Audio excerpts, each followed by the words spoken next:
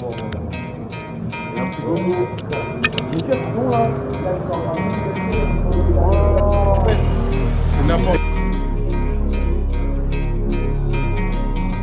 Shederalun, sebuah gerai brand ternama dunia Chanel yang menjual jam tangan dan perhiasan mewah di Paris dirampok oleh sekelompok orang bersenjata pada Kamis 5 Mei 2022.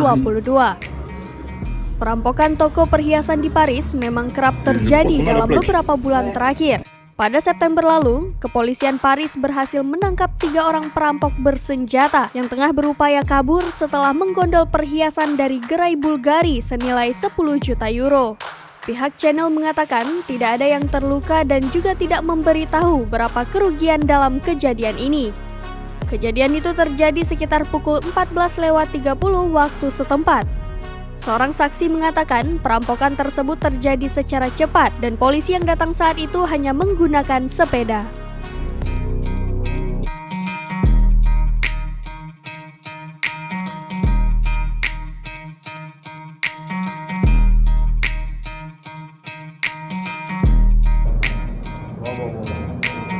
Merci beaucoup. Nickel, bon là. C'est n'importe.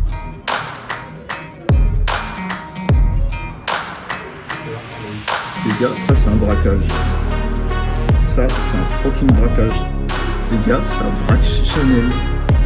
Je suis égaré. Et je crois qu'on a la plaque.